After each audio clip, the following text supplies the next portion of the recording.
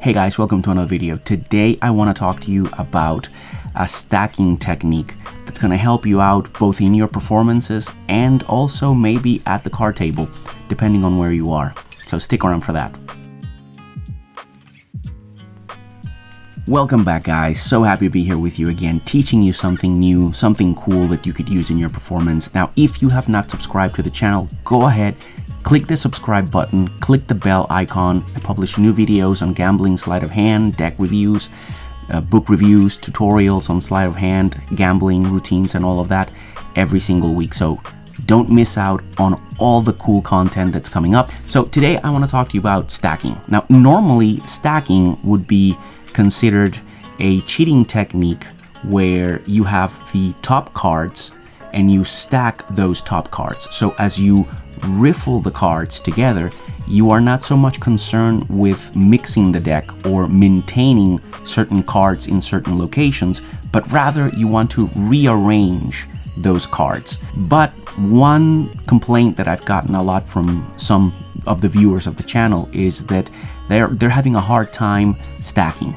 Stacking is complicated, stacking is a little bit difficult, and not to mention when we get into split stacking, which is even more difficult and takes even more time to learn.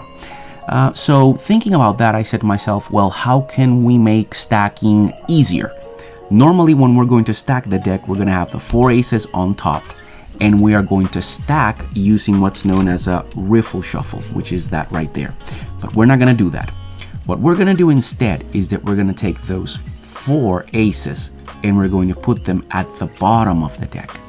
Now, we're not going to stack the deck by doing a riffle shuffle. We're going to stack the deck by doing an overhand shuffle. First of all, you must be able to shuffle the deck at least twice to preserve the bottom stock. So you have to shuffle twice and cut in such a manner where the bottom stock is preserved. So for example, you could do 2 riffle shuffles and a split cut. Once you've done that, you're gonna grab the deck like so. Make sure not to flash the bottom cards. So when you're gonna grab the deck, grab it and immediately drop this hand here on the side. Once you're here, you are in the position to start an overhand shuffle. What you're gonna do is that you're gonna slide out about 1/3, not too much, but 1/3, and you're gonna take this packet and you're gonna put it deeper in your hand. So normally when we overhand shuffle, we keep that little packet on top of the hand like so, very high up. But this time I want you to bring it further down here. Now what you're gonna do is, as you start running cards, I'm going to do this very slow so you can see. As you start running cards, this is the reason why the deck has to be on the right hand, or depending if you're left or right-handed, deeper on the grip.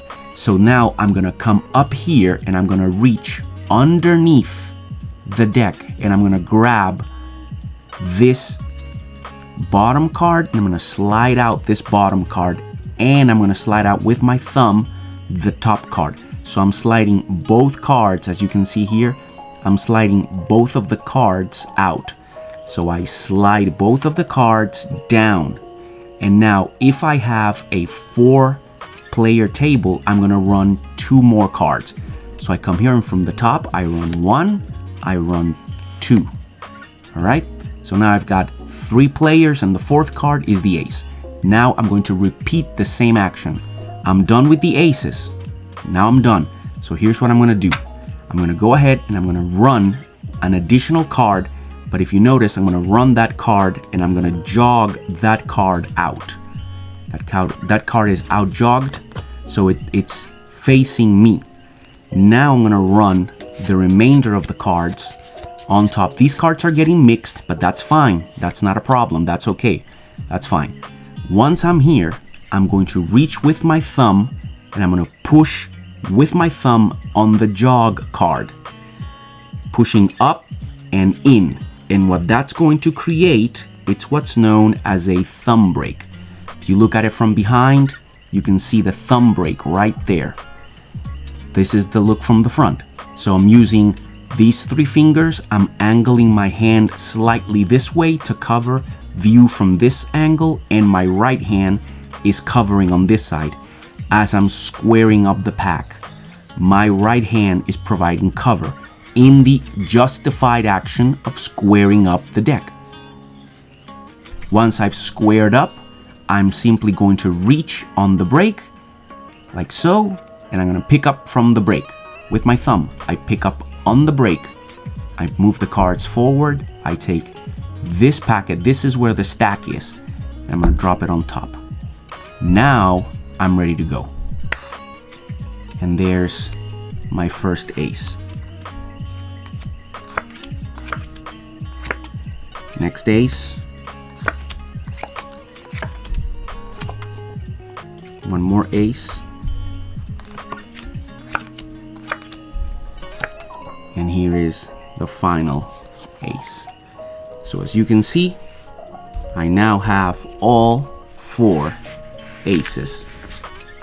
Don't concern yourself with speed. I see that a lot of people, when they're overhand shuffling, they're focusing on fast movements. Don't do that. Don't focus on fast movements. Focus instead on maintaining a pace. As you're running cards, you want to make sure that the exact same pace is the one that you're using, okay? Make sure you follow that same pace. It's not about going super fast and then slowing down and super fast and slowing down. No, you don't want that. You want a consistent pace. You want to grab, and if this is the pace that you're going, then try to keep this pace going.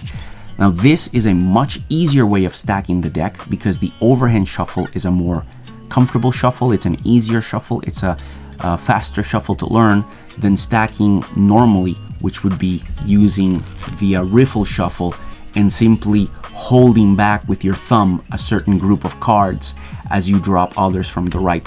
So guys, that's gonna be it for today. I hope that you learn something cool, something new, something that you could use, something that you could practice, and you can get out there and go perform and work your craft at the card table. Any questions that you have, drop them down in the comments. I will more than gladly answer any questions that you guys have on this particular stacking technique.